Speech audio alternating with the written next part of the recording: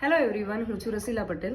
જેને એકને વાળી સ્કિન હોય કે ઓપન પોર્સ છે, like blackheads whiteheads બી થતા હોય, તો એવી સ્કિનને મિનિમાઇઝ કરવું હોય ને તો એની માટેનું છે ને તમે કમ્પલસરી જ્યારે ફેસ વોશ કરો છો ને તો ટોનર કમ્પલસરી કરો. બીકોઝ સ્કિન આપણે ડીપ ક્લીન કરીએ છીએ ફેસ વોશથી, બટ એ ડીપ ક્લીન થાય છે પછી એના જે પોર છે એને શ્રિંક થતા નથી, એટલે આપણી સ્કિનમાં જલ્દી બ્લેક હેડ્સ વ્હાઇટ હેડ્સ થતા જ જાય છે.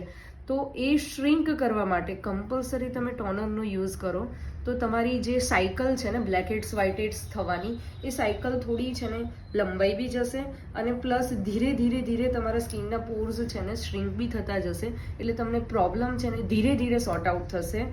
વન ટાઈમમાં તો નહીં જ થાય, બટ તમારો આ પ્રોબ્લેમ તમારે લોંગ ટાઈમે દૂર કરવો છે અને તમારી સ્કિન બહુ જ સરસ રીતે મેન્ટેન કરવી છે તો તમે કમ્પલસરી ઓઇલી સ્કિન છે, એકનેવાળી છે, ઓપન પોર્સવાળી છે, બ્લેક હેડ્સ વ્હાઇટ હેડ્સ થતા હોય તો એ બધા લોકો માટે બેસ્ટ છે.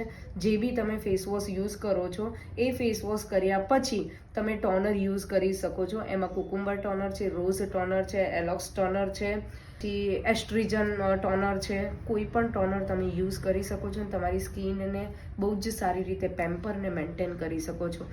Thank you so much everyone.